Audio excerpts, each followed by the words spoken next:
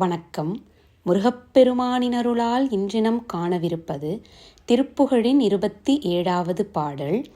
அழகபாரம் அலைந்து குலைந்திட வதனம் வேர்வு துலங்கி நலங்கிட அவசமோகம் விளைந்து தலைந்திட அணைமீதே அருணவாய் நகை சிந்திய சப்ரம அடர்நாகா நுதி பங்கவிதம் செய்து அதரபானம் அருந்தி மருங்கு முளைமேல் விழுந்து உளமும் வேறுபடும்படி ஒன்றிடு மகளிர் தோதாக இன்பின் முயகுதல் ஒழியுமாறு தெளிந்து உள அன்போடு சிவயோகத்து உருகு ஞான பரம்பர தந்திர அறிவினோர் கருதுமம்கொள் சிலம்பணி உபய சீதள பங்கய மென்கழல் தருவாயே.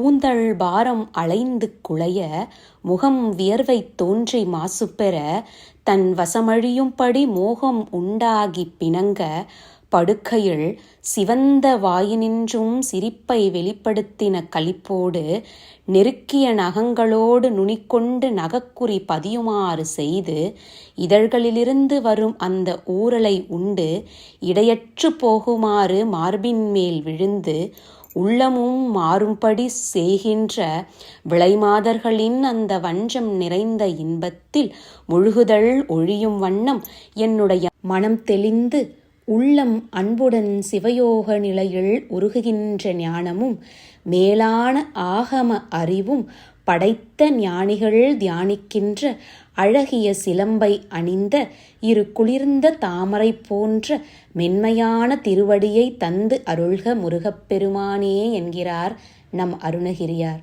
இலகிடா வளர் சந்தன குங்கும களப பூரண கொங்கை நலம் புனை இரதிவேள் பணி தந்தையும் அந்தன மறையோனும் இனிது உராது எதிர் இந்திரன் அண்டரும் அரஹரா சிவ சங்கர சங்கர என மிகவாறு நன்றினை உண்டவர் அருள்பாலா.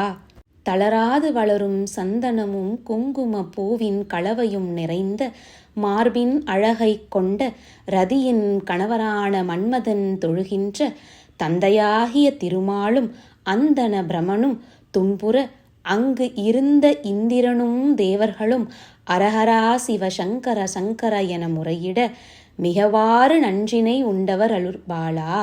பார்க்கடலில் பொங்கி எழுந்த அந்த ஆழகால விஷத்தை உண்டவராகிய சிவபெருமான் அருளிய குழந்தையே. வளர் நிசாசூரர் தங்கள் சிரம் பொடிப்பட விரோதம் இடும் குல சப்ரமம் மகரவாரி கடைந்த நெடும்புயல் மறுக்கோனே.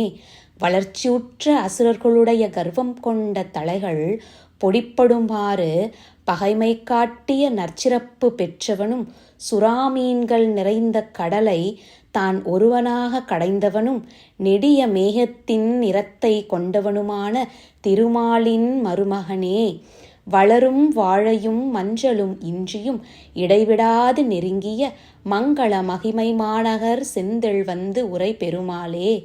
வளர்கின்ற வாழையும் மஞ்சளும் இன்றியும் எப்போதும் நெருங்கி விலகுகின்ற மங்களமும் மகிமையும் உள்ள சிறந்த நகரமாகிய திருச்செந்தூரில் வந்து வீற்றிருக்கும் பெருமாளே, எங்கள் முருகப்பெருமானே என்று இந்த அழகிய வரிகளோடு இந்த பாடலை நிறைவு செய்கிறார். நன்றி.